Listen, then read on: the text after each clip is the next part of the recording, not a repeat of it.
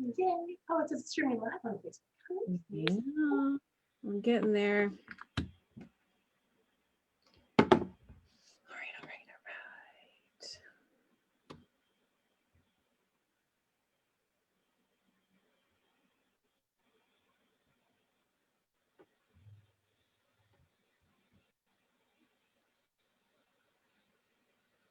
No, I just want to see it.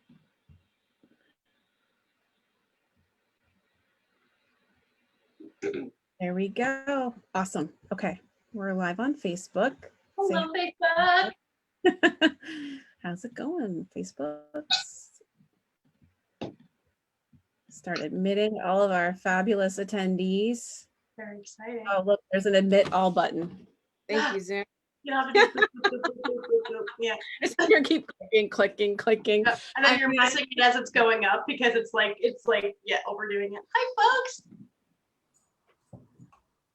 Hello, everybody. We're going to let everybody kind of come in. And once you're all here, we'll get rolling. We are also streaming live on Facebook. I'm really excited. This is our very first time we're opening up She Rocks. This has in the past been a members only exclusive event. So I'm so excited for all of you to be here today because I know we've got a good mix of members and non-members who are watching.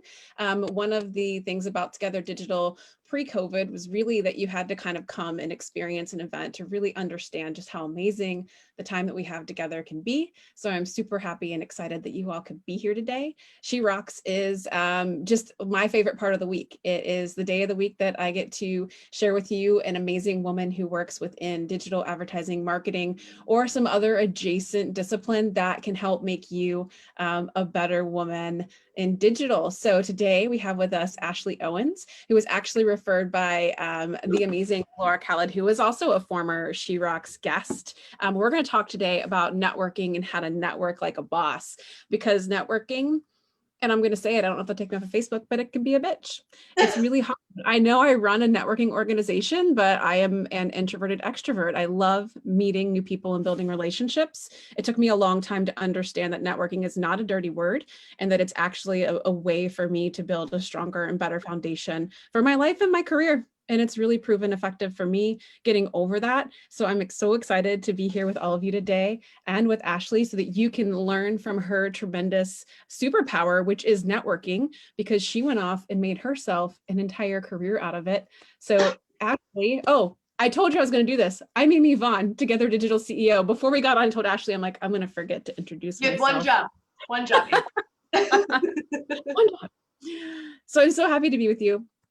Excited for you all to get to meet Ashley. That's the thing, is I just get so excited about all these other women who are with us.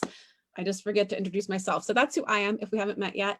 I hope I get to meet you in the future sometime soon. We are running a promotion right now for your first month free of membership, so be sure to check that out. We're also announcing a summit, another virtual summit on December 16th, so check out our website for that. But for now, let's start learning and listening to the fabulous Ashley Owens. Ashley, tell us a little bit about yourself, what you do, and how you got there.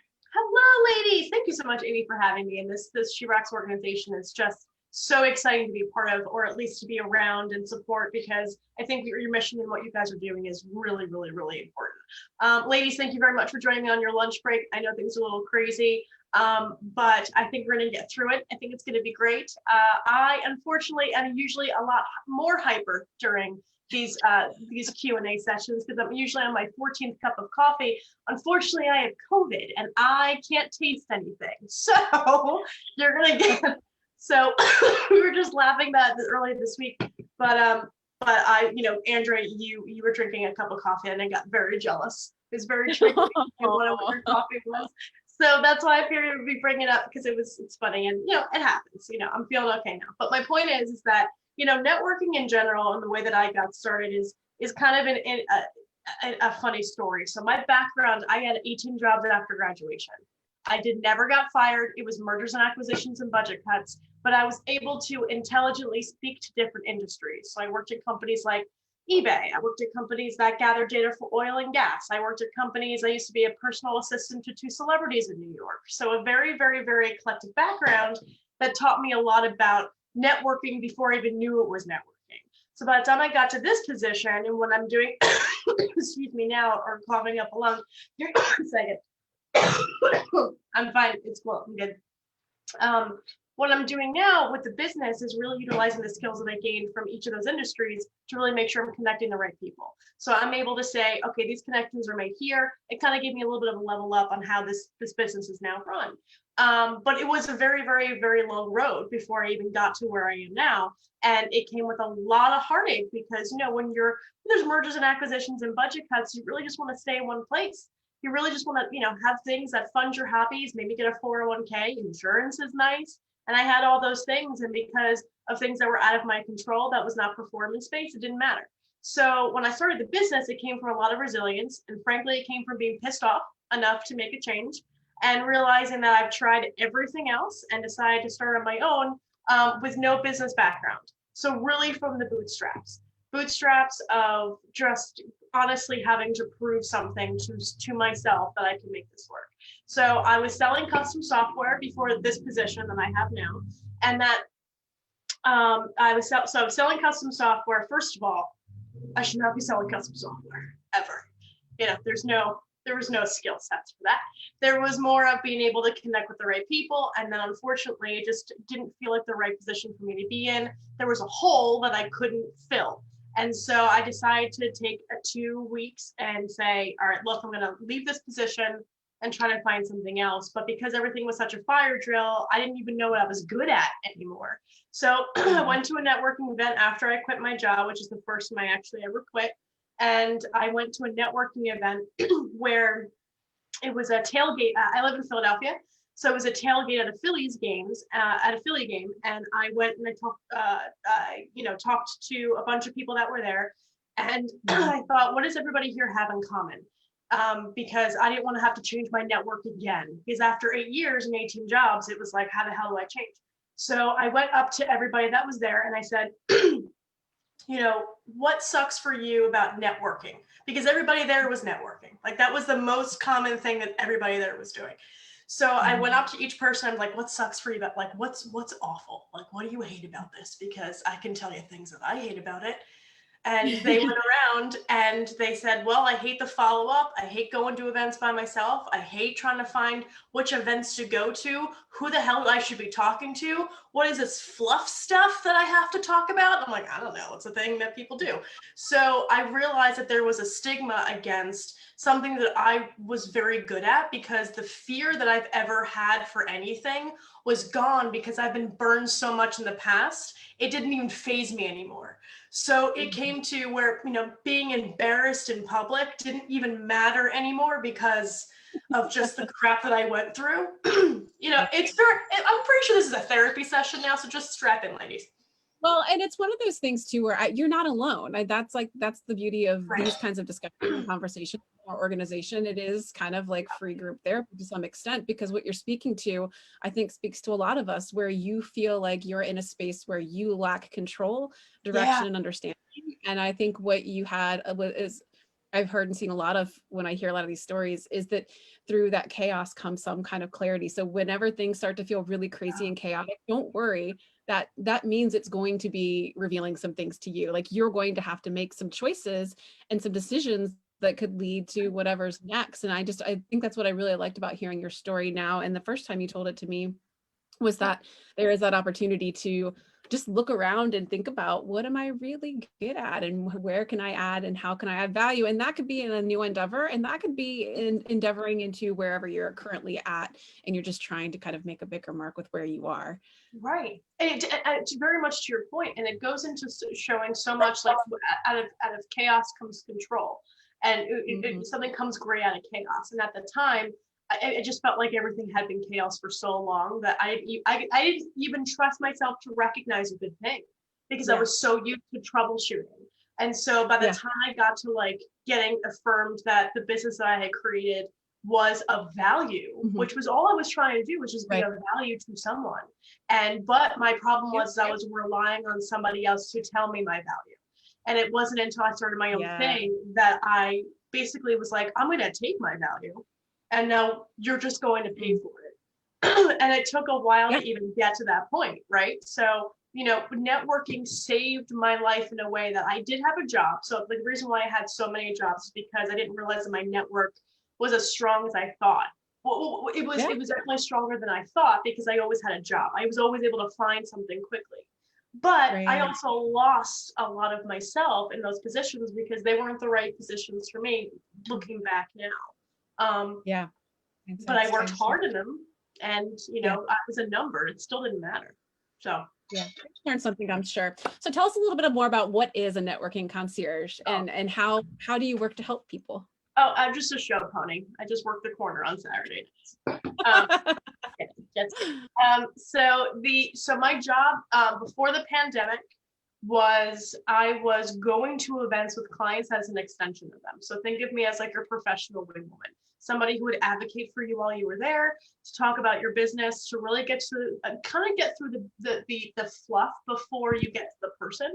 So a lot of my clients were introverts because they were struggling kind of working a room. And it was my job to put them at the corner of the bar or the seat or whatever, get them fed and hydrated like a good Italian mother, and really make sure that I was asking the right questions to the people to bring them over. So that way it could potentially be a good collaboration partner or maybe a potential lead. More on the collaboration first than anything else. And I was still training teams on how to network effectively. So how to do what I did. And then individuals as well. After the pandemic, and I was speaking at conferences too. So I was keynoting at conferences as well. So I was physically going to conferences. And then I was also going to conferences, not as a speaker, but going with my clients. So teaching the teams how to work a booth, going and building partnerships with vendors at these conferences and making sure I was helping them during the pre, the during, and the post, all networking surrounding with the teams. After the pandemic or during the dumpster fire that is 2020, everything kind of changed in a good way. So I am now just full-time training, doing wonderful speaking engagements like this, and really building up a training platform that deep dives into like different modules of networking, which is going to be pushed out by the next year. So I've been training teams. That's all I've been doing since the pandemic and in coaching individuals on how to virtually network. So it's the most, it's definitely a different world we're living in, and you have to approach it a little bit differently than in person. But I think in a weird way, and tell me if you agree with this or not, but I do feel like, granted, my background is really, really blah and neutral because I just repositioned my desk so I could see the door and the window a little more feng shui. But our personal space and environment has been exposed like no other time. So for me, I have found it really helpful. I look at your back wall, I'm like, I love your art. I love your light. You know what I mean? Like there's certain things that you're just getting these personal aspects of people's lives that you wouldn't get before. Like a kid jumps in or a dog or a cat. And all of a sudden, like one of my very first calls this morning was a networking call. And we went off for 15 minutes about cats because my cat ran across the keyboard like they always do. So, there's just different ways. You didn't have that before when you're meeting in person. You did, but that was the clothes that you commented on. That was something that they said that was in front of you. That was what brings you here today. These are just different identifiers now of how to communicate and how to collaborate effectively, right? Or how to get to know the person. So you're still doing the same thing. You're just shifting your idea of what to say to that person based off of the things that you see that are outside that person's, direct life. I definitely want to dig in. I want to dig in and I want to pick your brain a little bit as you're working on building all of these, because I think everybody that's here today is definitely interested in learning on how to do a better job at networking more like a boss. So my next question was going to be, why is networking important? But that seems like a moot point and a moot question because clearly it's important. We're all here, we're all talking. But if you had to answer that question, I guess, why would you say networking? Why is networking important? Because there are, and networking is important because in your professional life, and I'm going to kind of give a different answer than typically what people usually give, and this is what I've noticed. In your life, or at least in my life, the way that I was able to succeed was by being able to use a reference or an introduction or a resource from somebody else. So somebody that didn't have the same things that I did and something that they had that I didn't have. And again, that could just been something that they pass along to me. What the only reason why my business is successful, regardless of the services that I offer, is because of the network, not because of the way that you think. It's not because of the opportunities that I've been able to find. It's because of the collaboration. It's because of the exposure to new ideas and new perspectives. It's because of the brainstorming sessions. It's because of being involved with other women and other men that are just better at certain things. And when you're running your own business, you tend to think that you're the best at everything. And usually you are, because you're running a business, but, you know, kind of getting put off your pedestal a little bit and really recognizing that, here, have you thought about doing things this way? Have you thought about thinking things in this way? And this and this helps you grow in every stretch of the imagination. So when you're building a network, you're building an army. You're not building a fan base. You're not building an audience. You're building an army. Who do you want as your sergeant? Who do you want as your general? Who do you want as your soldiers? If you're going to lead that army, you have to be able to give back to them 10 times over before they even think about giving back to you. So as you're building a network, will they fight for you? Just like, will you fight for them? And when you have an army will fight for you when you're not in the room. And not when you, and not when you think that you're at, you know, quote unquote war, right? But you've got people in, you know, in your sphere that will say kind things about you. That's a reputation builder. It is. That's a great answer. I'm glad we went ahead and asked that anyways, because yes, there was a while, well, She Rocks we had a while back where, I don't remember, it might have been, I can't even remember who it was now, but she had said something along the lines of, it was Morgan in our allyship roundtable. She said, surround yourself with people that will bring up your name in the rooms where you are not. Yeah, and I was like, yes. Yep. And I think we just hit on it. I think we look at networking as such a daunting task and such a thing that we just have to do in order to be successful. But I think your perspective on it is really great. And I would encourage everybody watching to really ask, why do you network and why is it important to you? Because I think if you understand your personal why as to why you try to build these relationships, and I think that your idea and strategy makes total sense. I think that could be exactly somebody's why. It's going to help you find the courage you need to find to get out and do it more, because it is one of those things. And at least I know for me, somebody who's an introvert, like walking into a room full of people I don't know gives me so much anxiety, even if it's a virtual room. And it takes time and practice and just kind of doing it and really finding out my why. And for me, I would say my why was because every time I walked into the room, I was going to be able to find somebody that I could help.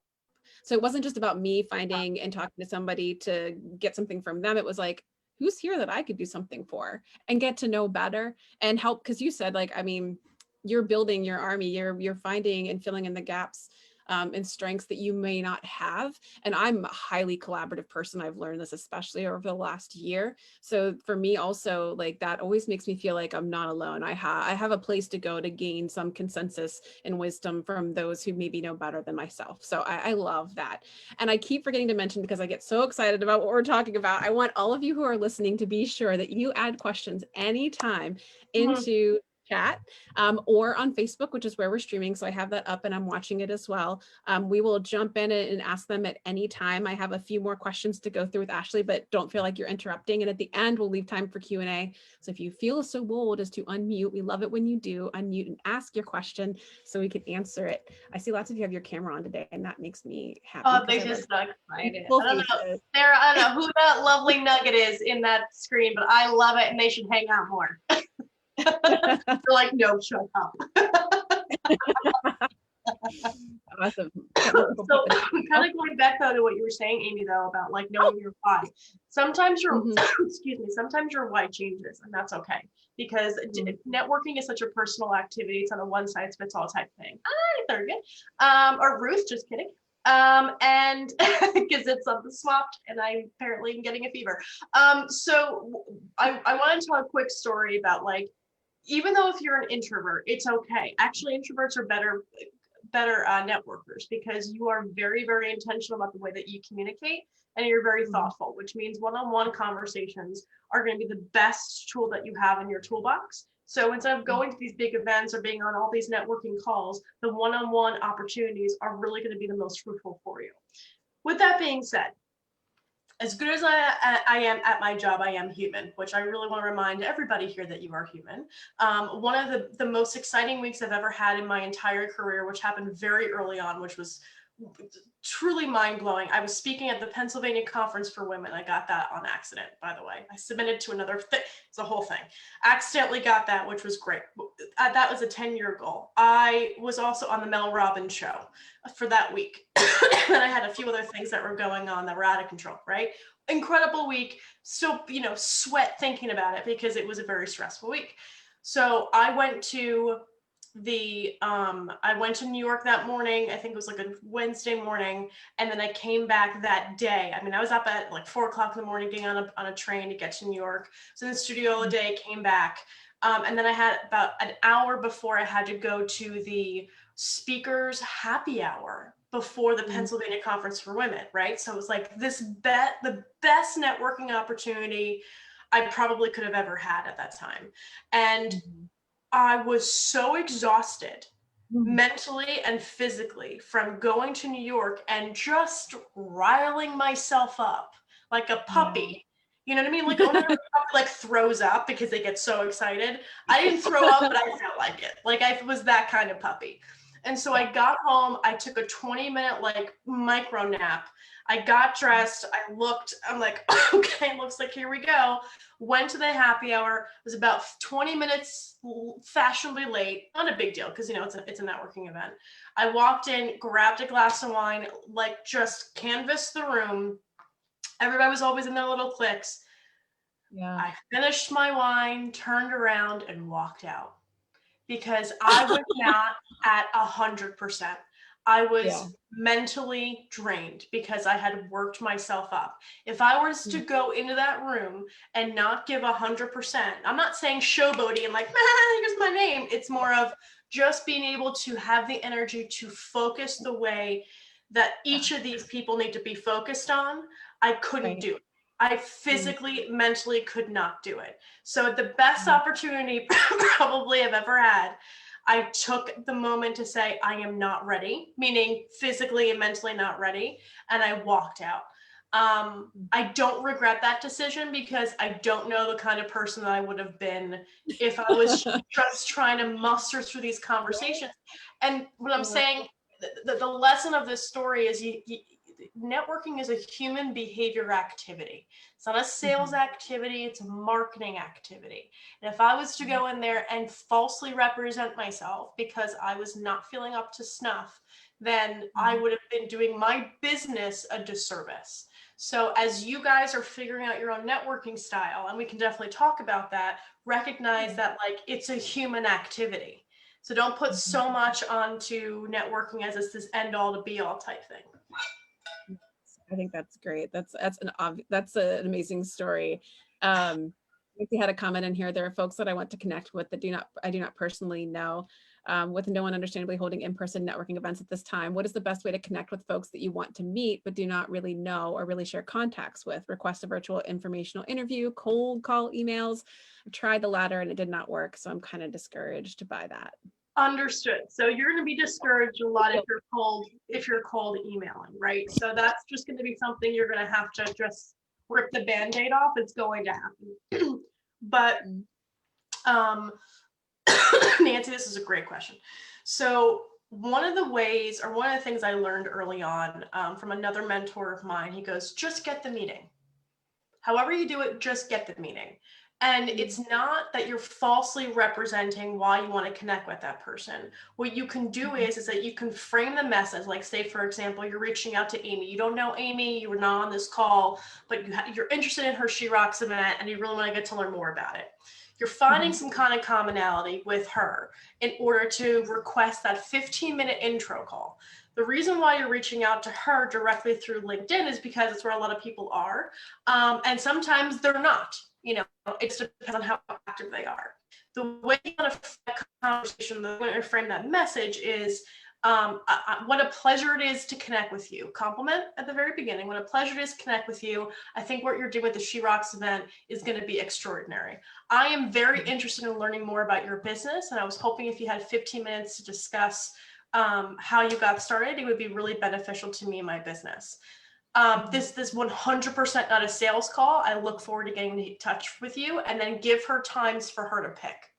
So what you're doing is you're giving value, you're telling her what the intention is behind the conversation, and you can say it's a networking call. I really would like to get to learn more about how you got started. People love talking about themselves, clearly. So if you go into the conversation asking like, I'd love to learn more, 15 minutes of your time, I'd love to learn more how you got started. Here's what I'm working on.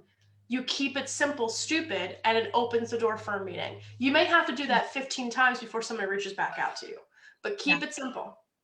Yeah, I agree. Keep it simple. And I think like the directness of what you hope to achieve, and really sort of focusing on what it is about them you're really interested to know, to me has really helped. So like, I'll give a random example. I'm always looking for speakers, and I kind of, for this upcoming summit, I wanted to find particular sorts of speakers.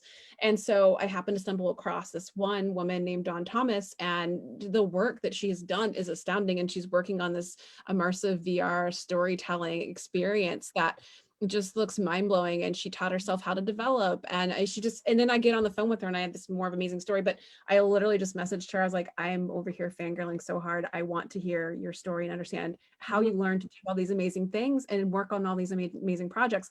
And she replied like right away. So don't be afraid to nerd out a little. I think like that's my approach. That's my style for sure, is I am just like a humble and interested and curious, really. And again, putting the ball into their court to say, I would love to get to know more about you, versus I have something to offer that I want you to like take me up on, kind of a thing. I think you can smell the sales BS. You can smell like if it's a message you would like to receive, then write that message. Like if you would open it, say, yeah, I'll take the call. That's the message. Yeah. And she was just like, oh, I'll fangirl and you got, send it my way. And she was like, she lives in LA. She was working with Will Smith's company. I'm the kind of person that, and the same thing happened with our Q2 summit with Madison Taylor, who's the founder of Daily Ohm, which I'm a huge fan of. And I don't think she ever checks LinkedIn, but she happened to check one LinkedIn message and it was mine. So don't give up. I send, don't get me wrong, I use the crap out of my premium. If you've got it, like I send a lot of those emails. So again, I think you just kind of have to keep sending and know that some will get passed over. And it's nothing personal. It's definitely more people may not check it very often or things like that. But I think that, you don't get what you don't ask for. So don't be afraid to just put yourself out there and ask. Exactly. And the bigger network that you have, the more that you'll be able to ask for an introduction from somebody else. And by bigger, I mean to nurture the network. Right. And Casey, 100% too. She just commented, stay curious and genuine in your approach. I 100% agree. If people feel and get your vibe before they've even met you, it just helps in this whole virtual world. If they feel like they get an understanding of who you really are before you even meet, I think it makes even that initial call a little bit easier. Because when you put yourself out there, you attract those who are going to appreciate you who you are. So great question, Nancy.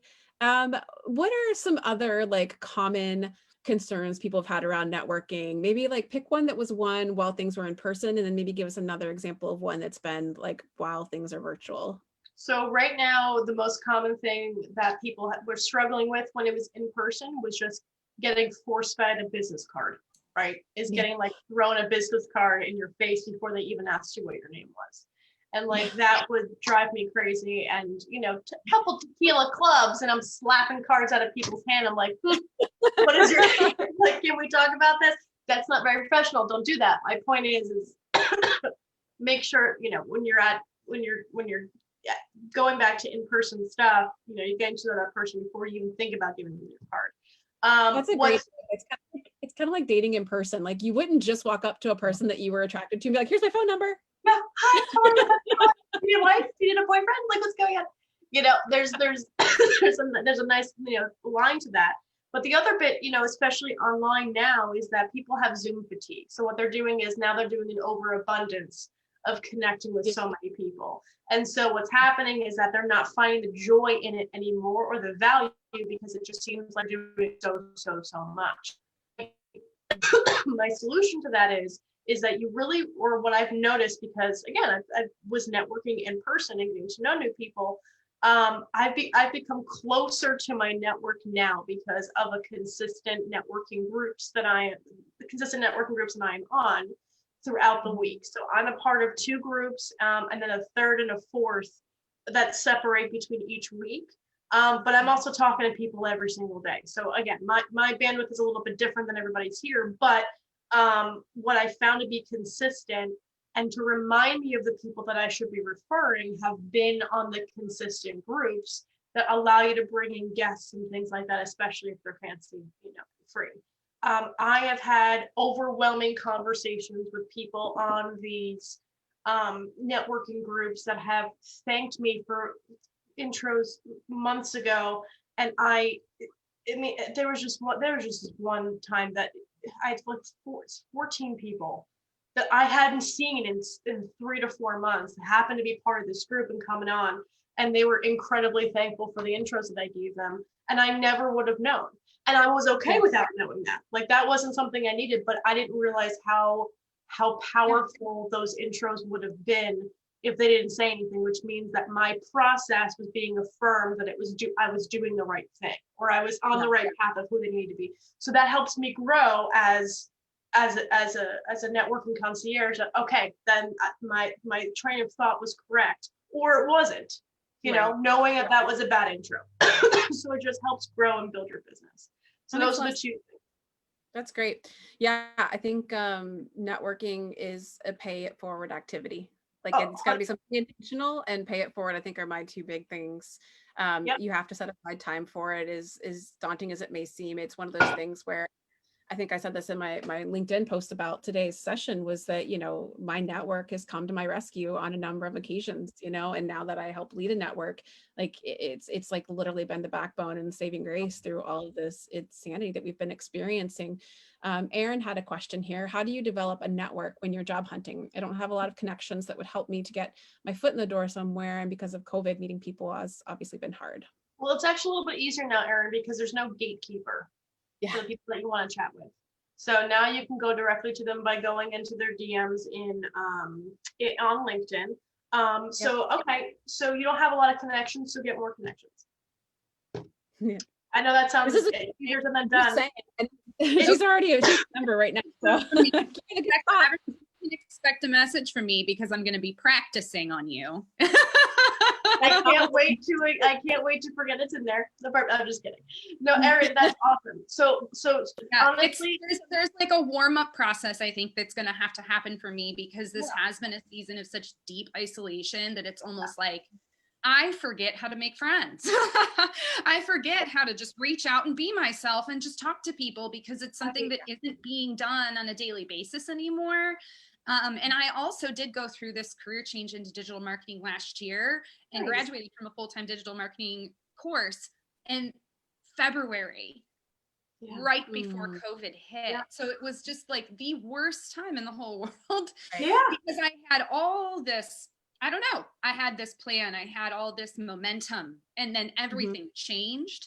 Yeah. And I just really wasn't and how could you really be fully prepared to adapt, you know what I mean? And so I'm really grateful, because this is, for me, such a great opportunity just to get in front of friendly faces and put my friendly face there and be human.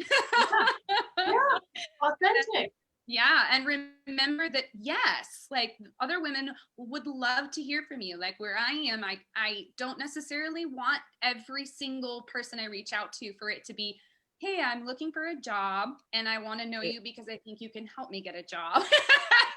I also want to have meaningful conversations with other women, and just to be able to connect, to see if there's anything of value that I have to offer that they may know of somewhere that they can place me, or something that I can offer that they can offer back. Like, it just is not something that is normal when you're like job hunting, just to be sharing, I guess. It's more like, you know what I mean? It seems more like of a sales pitch, like you were talking about. So first of all, I want you to take out the fact that you don't think that you have value yet.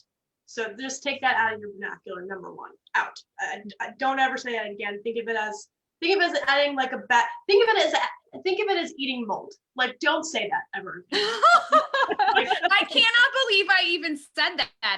That's stupid. Oh my God. I can't even believe, maybe that must have been one of those subconscious, like, Total. Take it out. Take it out. No, we're not talking about. I mean, that is unbelievable. I can't even believe that I said that. That just goes to show that that must obviously be what I'm feeling when I'm nervous reaching out to new people. Like, but you know what? Like the fact that you're even saying something right now is incredibly. It's not brave. It's normal. Like you're doing the right thing right now. Like this isn't. So networking, yes, there's a fear to it. Believe me, I've walked into groups and organizations where I'm like, oh, like your butt tightens up because you're like, oh, this is too much.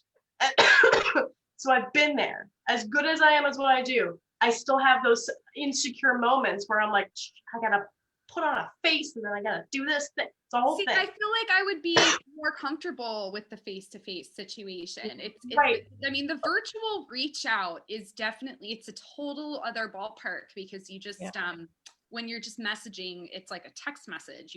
You get so little of who the person is. You know what I mean? But the goal is to get the meeting.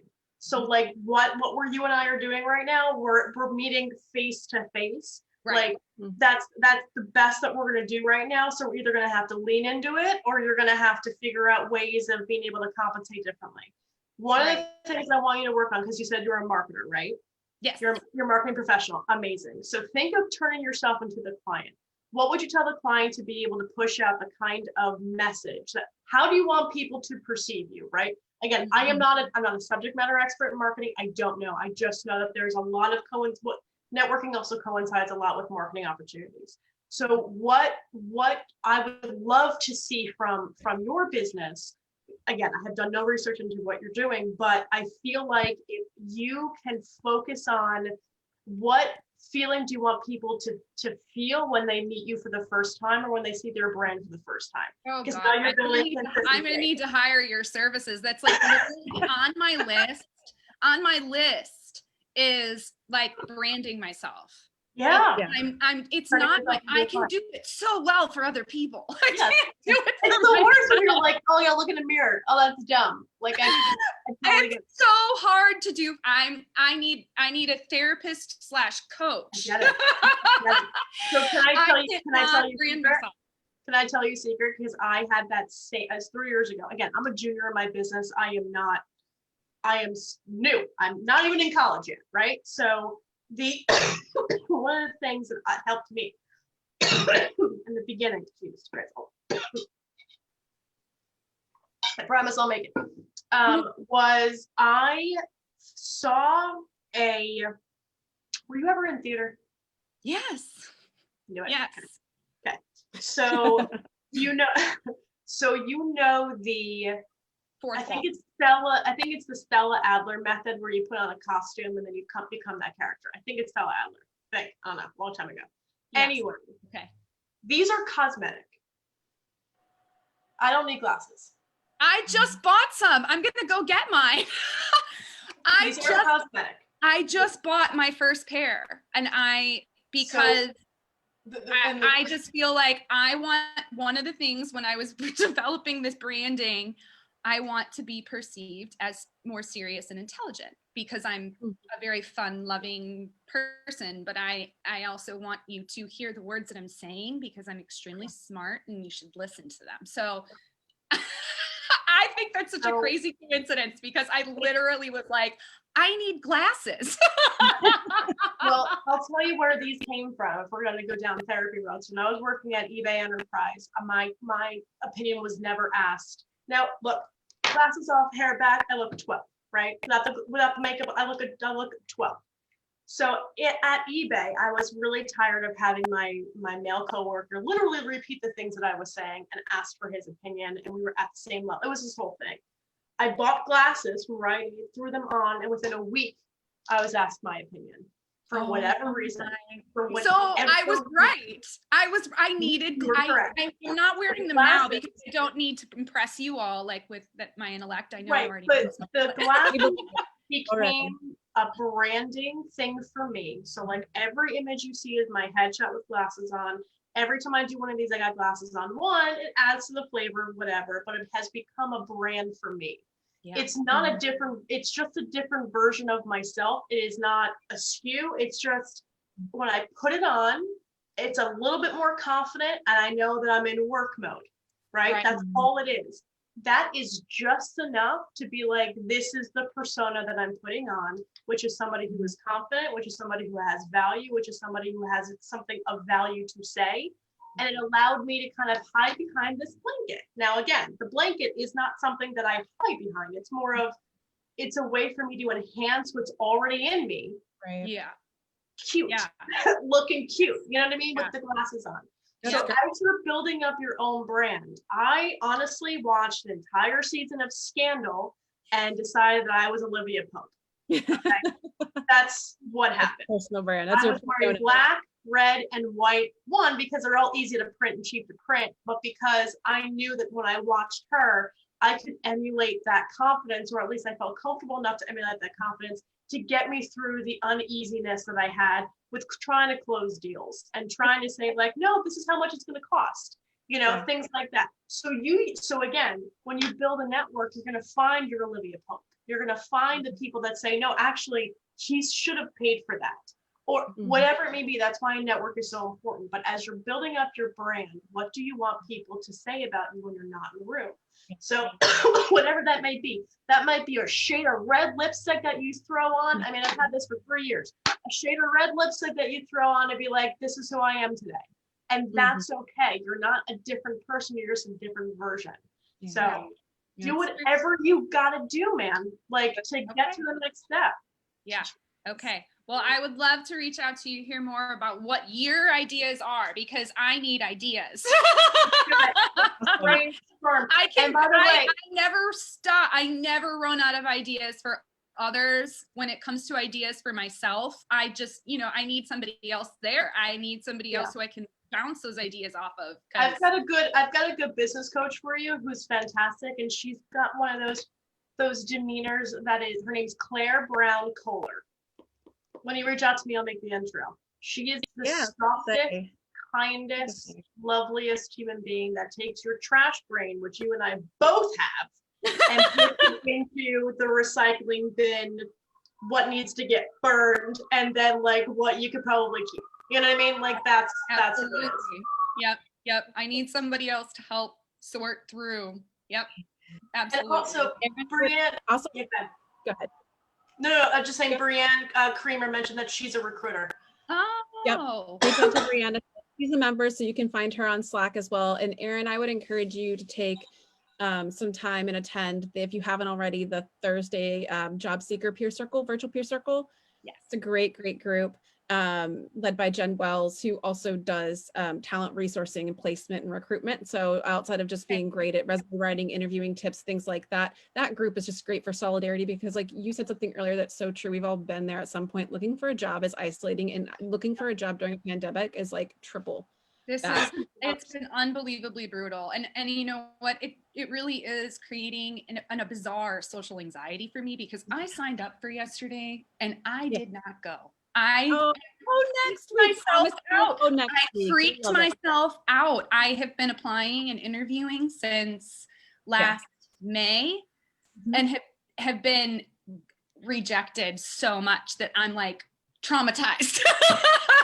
Like, oh my God. It's a very safe group in the sense that there's going to be some women that are going to be there that have been in the same boat. So you're absolutely not alone.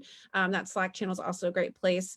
We also had a really amazing track just in our last Q3 virtual summit. And it was really a lot about building up your personal brand from many angles. One of them was with, what was Brandy Rand. That was a great talk. And then Sarah Bartlett's talk also was very much like a workshop.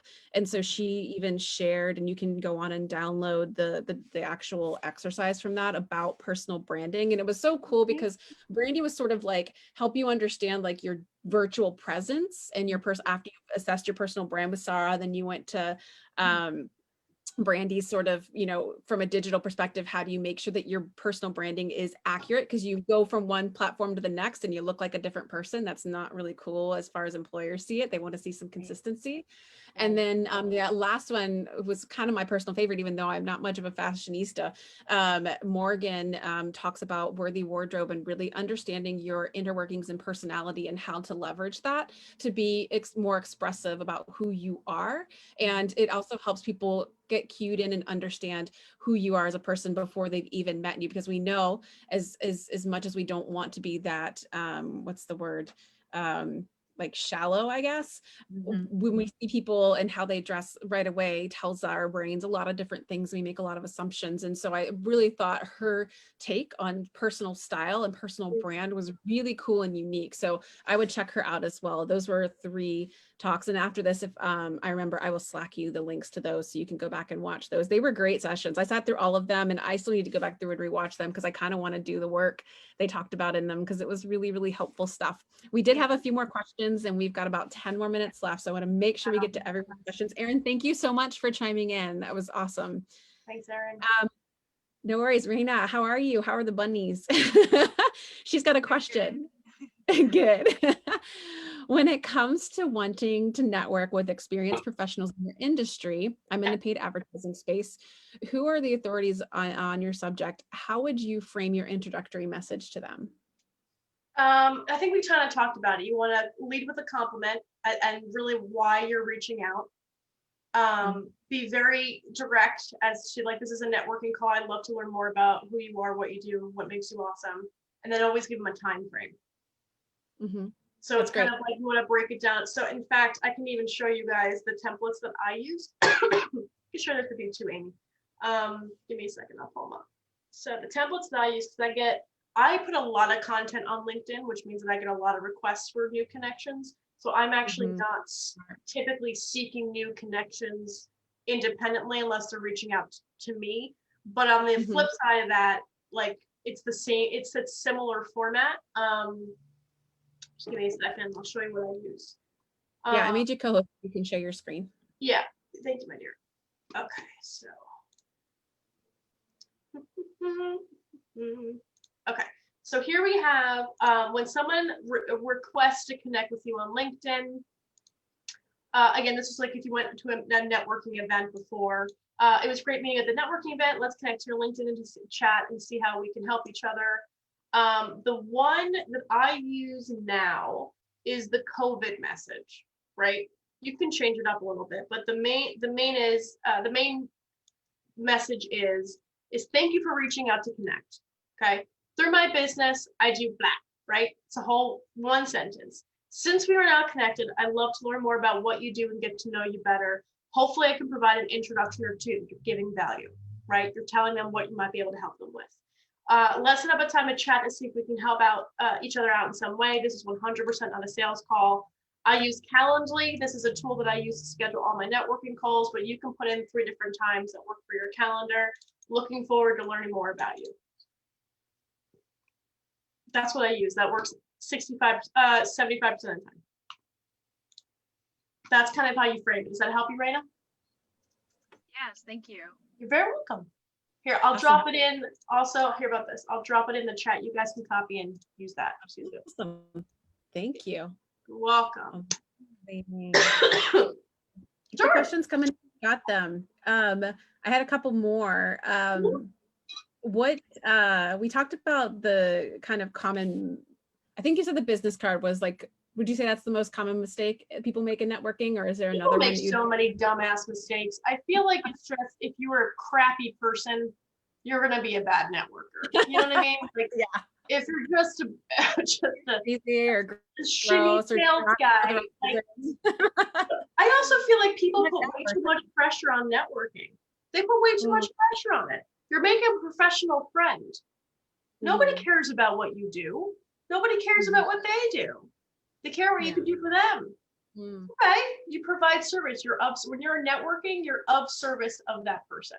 Now, it depends if that person gets through your gates. So when you're building a network, think about you're building this pipeline of people that will advocate for you, right? You can be picky about the people that are in your network. You don't have to choose every single Joe, Dick, or Harry that comes in and it's like, hey, we can make so much money together. All right, Chad, calm yourself, because I don't believe anything that you said. And so when you're building up now there's only 150 people that you can actually have meaningful relationships with. These are meaningful contacts.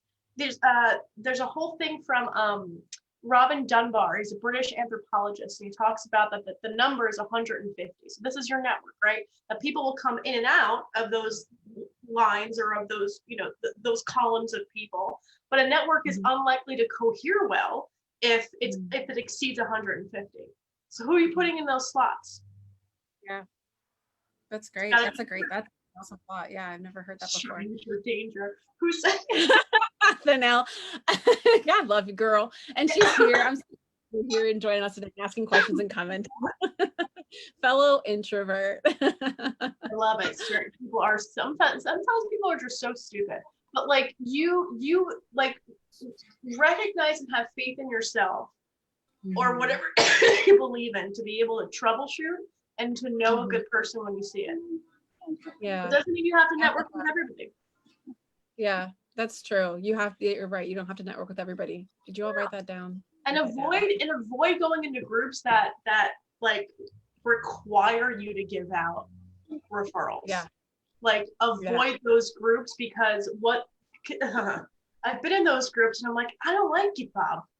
Like, I don't like you. You kind of said some racist shit. Like, I'm not gonna don't like you. Yeah. Like, I'm not gonna give you a referral or be looked at like, oh, you're the referral queen. Like, no, I'm not. I have favorites because it's my network and I'm allowed to. Just like all of you are. Your network is one of the most important things you have. Protect it. That's great. That's great advice. I think people think that your network has to be a gajillion people. So somewhere between that 150 limit of meaningful, valuable relationships where there's an even almost give and take. If you have capacity for 150, like your network is something that's worth curating and protecting. So yeah, like, Andrea said, use your BS meter when you're meeting people. And if it doesn't feel right, then just kind of know that it's okay to walk away. That's great. I agree, Andrea. That's good, Andrea. And Danelle is saying, oh my God, I second that. Don't get involved in groups where you're required to give referrals. I've done that. It's so demoralizing. Sounds like there are certain industries that thrive in that. So it's not for everybody. But personally, if we're talking about like the heavily saturated markets like insurance and real estate and bankers and all that stuff, those groups are fantastic because it's kind of like more of a quantity rather than quality. And I've recommended some clients in that group because that's the nature of their business, but it just depends. I want to get to a couple more questions before we're done. I know. I want to get into a couple more questions because I think she's on today. Jacqueline, she always has amazing questions that she shares with me. I love people who ask good questions, and she always looks to see who's going to be our She Rocks guest and then sends me very thoughtful things. And I think her question goes into a little bit deeper. We've talked a lot about getting in and getting the meeting and meeting people. What I love about this question is it's kind of getting to that next step. So her question is, as marketers, we create storytelling for our clients. How can we create an individualized approach for ourselves as storytellers for networking events? One more time. She wants to know, how can we create an individualized approach for each of our for ourselves as storytellers in networking events? In other words, once you've got that meeting virtually, how do you go about telling your story in a way that feels? Couple ways. So the best way that I love communicating with somebody new, especially for intro calls, is I would rather you not regurgitate what you do, but tell me about the problem that you fixed. So think of like a case study that you had in your business and take me through how you fixed their problem. Like, tell me the story of how you fixed it, because that will actually trigger more of your troubleshooting and how you've been able to kind of manage it. And it shows me a couple different things: your character, how you approached a problem, what problems actually come to you when someone picks up the phone and calls you. And it kind of helps me identify the kind of person you are, what you were able to manage, and also how you talk about your clients. If it was like we had this really challenging client instead of we had this jerk off that came over, like it's, you can tell the person's personality by how they tell the story. And I think it's really important to recognize that the people that you want to keep in your network are people that are also better than you too. People that are better, and I'm saying better as in they're more They have more experiences, and they also have different perspective on things that you would hope to get to. So it's important. It's important to see that. But a storytelling opportunity is literally just that. Tell a story.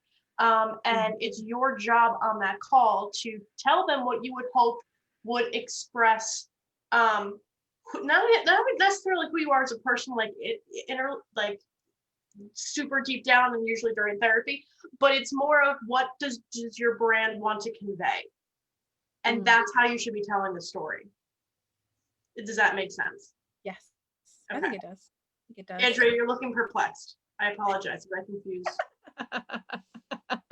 I confused your beautiful face. Okay. And Do you hear me? I can hear you. Yes, my dear. I'm not perplexed. What's going on is I'm also a coach and a marketing coach. Is me going, that's great, but you gotta sit down and work through that story so it's not a half-hour iteration. You have to rehearse it enough so that you sound normal. That's all. I've Correct. seen it No, happen, please. and I'm like, oh. Chime in. Yes, chime in. Absolutely. You gotta have a story. Now the 30-second pitch, I think personally, and again, you can definitely disagree with me. I love these kind of conversations because it's so different. Yeah. I personally think get rid of your 30-second pitch and tell your 30-second story. And the story is less of a like, this is why I'm so great, and blah, blah, blah. And it's more of a, here's how I got there. And I feel like having the other person identify why that's of value instead of telling them why you're so great, it just resonates more, and that allows them to make the decision rather than you forcing them to make the decision. Yeah. Well, brevity takes practice, right? I mean, my background is writing, and I can just write, but I really need to like take it. It was a Mark Twain saying, it's like, I can write a book in like no time, but tell me to write a short story or a paragraph, and it's like, it's going to take me 10 times as long. I totally butchered that, but some of you might know the sentiment that I'm reaching for. It's Friday. Oh. Really Awesome. Anybody else have any more questions? We've got 3 minutes left. Oh, I always say I can't kill my darlings. A Faulkner saying maybe. I do want to just comment. Something about who's this? THANHLE. Now, come on. Do you want to unmute? Hi, that's me. What's your name, darling? My name is Ty. Ty, listen, you mentioned something I think is really important that I'd love to close this out with. Women, for me, were the enemy for my entire career up until I started my own business. And I'll tell you why. I had awful managers. I had women who decided to tear me down, and I thought that was acceptable. I had no idea that that was abnormal in a working environment. I just thought it was what we did. I also worked for a lot of men that didn't have that kind of drama and that kind of like, whatever. It was apparent for me that I had a lot to learn. Women are no longer the enemy for me. In fact, they have been the sole reason, or one of the many I can count on one hand, to why I am successful now. Because when you start your own thing, or when you have a skill set that is niche, or you put yourself out there are women that will fight harder than any man would for you. And I cannot tell you how important and how much that's gotten me out of really crappy situations. I can't tell you how, because they'll talk more about you and how wonderful you are to other people. But you haven't met the right women yet, and that's okay. And that's okay. It'll start with Amy's group. I was like building it up, and then it'll start with Amy's group. You need to find a community of weirdos that will advocate for you when you're not in the room, but you also need to advocate for them, just like Amy's group. I love it. That's Together Digital's new tagline, your group of weirdos. I love that. I love that. Ty, you're so lovely. Ty and I just had a one-on-one recently too.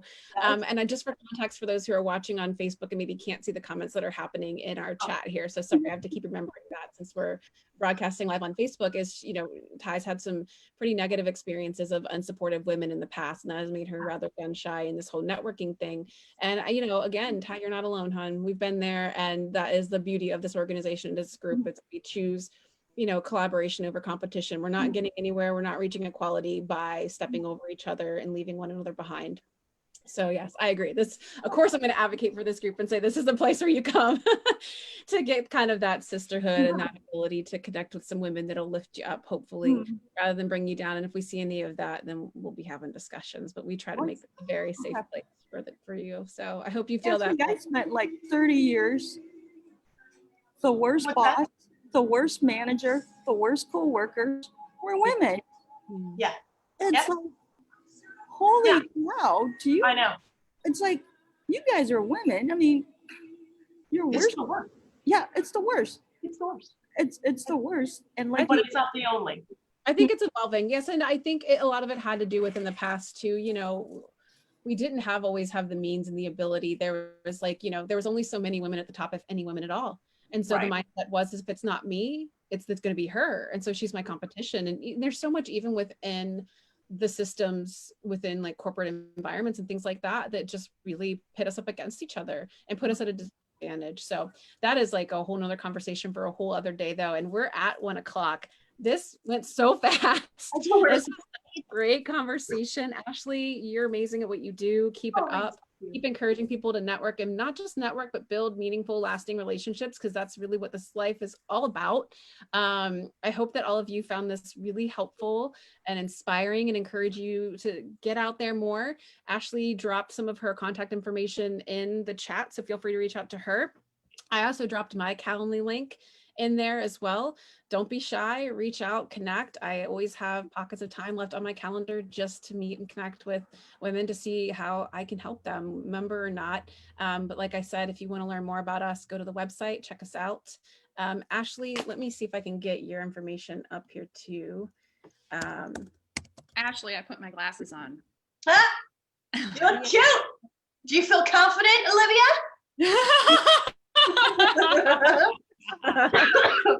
That's a persona name. I feel more like myself. Isn't that so strange? I mean, how is that possible? But yeah. It doesn't matter why or how or what you don't need to defend it or explain it. Just do it. That's right. Exactly. I just think that's so, it's so confirming. Like I literally just got these from Amazon like 2 days ago. It's just so listen, the big ones are like $17 and I've got different colors depending on my mood. Today was a clear mood day. Awesome. Fabulous. Thank you, ladies. I've dropped all of Ashley's contact information in the chat, so be sure to ping her and connect. If you have a minute or two to hang over and you want to share your LinkedIn profile so that others can connect with you too, feel free to do that. No pressure to though, either way. But yeah, I hope you guys enjoyed the conversation today. Ashley, I know I surely did. I hope that you get to spend some time resting and recovering. I know you're near the end of your COVID crisis. I so appreciate you sticking through and doing this despite being sick. No, she gets on here and she's like, I have COVID. I'm like, yeah. Well, I've been sleeping and choking for the last week. I've been sleeping about 12 to 16 hours. This was the first day I woke up and felt okay. I was like, thank God that I canceled like all of my other meetings. I'm like, I don't care another. Yes. Like I just want to get so I'm gonna end some emails. That you did that so you could be here with us today. And ladies, 100%. I'm not kidding. I didn't want to take any other meetings because I'm like, I've got something to do on Friday and I gotta be able to talk to people. Because I'd rather do this all day than talk to some random jabroni about like, hey, can I pick your brain for free? Like, no, I can't. No, that sounds painful. That sounds painful. Yes, so please share She Rocks, you guys. Like I said, this is going to be now an open event, and I'm so excited to be able to share the content, these amazing women and these amazing women and what this organization is doing for those out there who are needing it right now. So anyways, yeah, I could hang here all day with you guys, but Ashley, I want you to go get some rest. Ladies, I'm available for a 15-minute intro at any point in time. If you want to send me over samples of like some of your intro like messages, I'd be happy to critique them. No problem whatsoever. Yeah, send them over. Thank you, Ashley. That's great. What a wonderful give. You're very welcome, ladies. Have a great day. I'm gonna go fall asleep, take my temperature. Take care, everyone. Have a great rest of your day and weekend. Bye, ladies.